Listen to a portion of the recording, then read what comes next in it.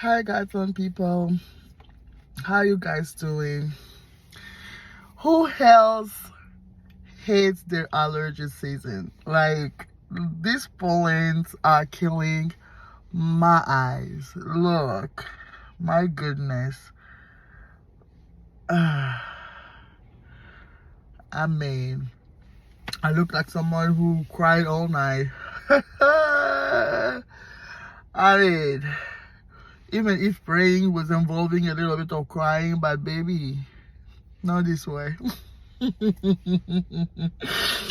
Oh my god, yeah, I really do hate this season because it killed me. It killed my eyes, like my nose.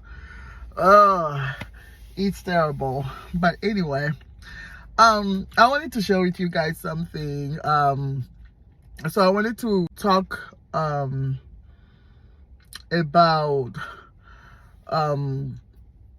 people, the pews, or people who attend churches that has a lot of false preachers, and because most of the time we like, oh, pray for those attending those church, or those false preachers, prophets churches. Let's pray for them, because they are getting led astray and stuff like that. And I was one of this person who just had that compassion for those people, because I'm like, being in those church, you are literally being led astray away from the real gospel. And I was really like one of the, and I'm not saying that not to pray for them. It's important to pray for everybody anyway. But, most of the time we're like, we feel bad for them. We feel bad for people attending those church and saying that, oh, we need to pray for them and stuff like that. But here's not what I discovered. What I discovered is, I think God really just was speaking to me, because I was really having that in mind, and in heart, and it was like a really burden for me. And I think it was even getting me angry sometimes to see all those people getting led astray by those false prophets or false pastors. So, like, what God really just spoke to me is about that those people attending those churches, they actually love what they hear. They like to attend those church because they love what they hear. Most of those people attending those churches, they are people who are looking for things that's gonna please their ears. They are people who are not trying to really be broken or wrecked by the gospel. There are people who want to hear more about make believe. There are people who want to hear more about, come and then you will have a blessing, give and then you will have 10,000 more and stuff like that. So there are people who really just want to hear what will please their ears. Most of those people. And God gave me the analogy, or I would say the example in the Bible of the children of Israel. The story of Moses, when Moses took out the children of Israel, and as they were going to the desert, and when they were stuck in the desert, and Moses decided to go up to pray to God, and then the people of Israel, they stayed down with Aaron, and they started to press Aaron because Moses was taking too long up there in the mountain. So the people started to press Aaron to make for them an idol, a false god, because according to them, Moses was taking long, so they needed something to hold into. But they forgot that they had the God of heaven that they could have still pray for too. But they decided they wanted an idol that they can see, something that they can see, something that they can relate to, I would say.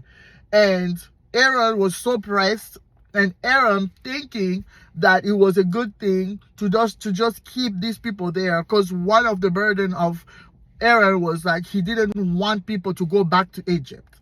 So because he didn't want it, because the people were saying that we're going to go back to Egypt, we were better there, now we're stuck in the desert, so we're going to go back to Egypt if you don't make for us that idol. So Aaron, thinking that it was a good idea to make that idol so that the children of Israel don't move, they stay there and wait for Moses to come back.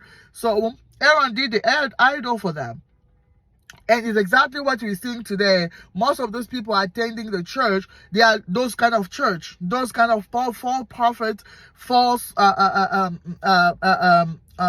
false teachers, churches.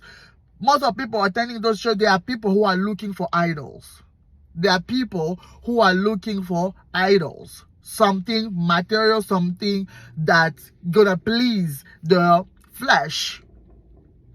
You see, and Aaron is exactly looking like, look, those false prophets, those false prophet and false teacher saying that, oh, you know, we just want to keep people at church.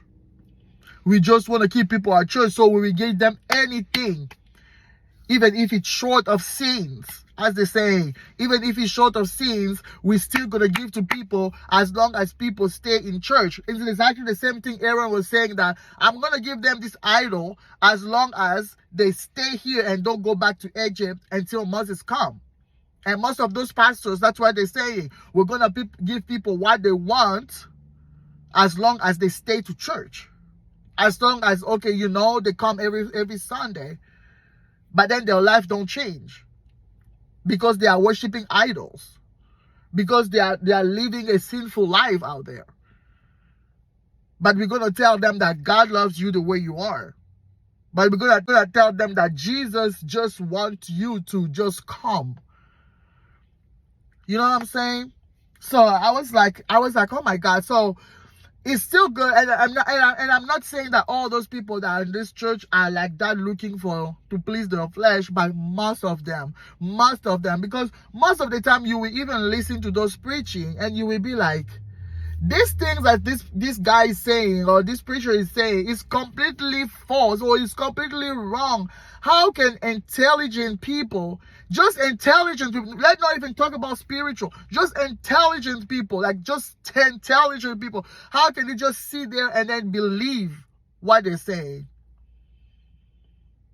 Then you realize that, yeah, they believe that because that's what they want to hear. That's exactly what they want to hear. You know? So guy was like, don't even bother. I mean, you can pray for everybody, like you can pray for everybody. Don't be mad. Don't be mad. Don't think that those people are getting duped. Don't be mad. Don't be angry. Or, you know, it's mad. Don't. Because these people, they're actually getting what they want to get.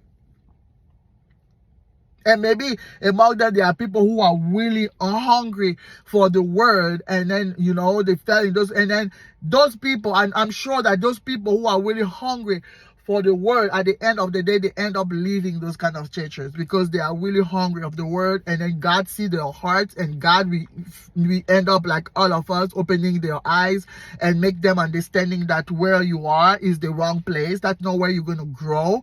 And then, you know, remove them from there. But most of people who stay there in those kind of churches, they are the people who come to please their flesh. And most of those preachers, they are just like Aaron saying that, let's keep people at church, no matter what. Anyway, I don't know what you guys think about this. May God bless you. Don't forget, stay in or join the race. Let's do it.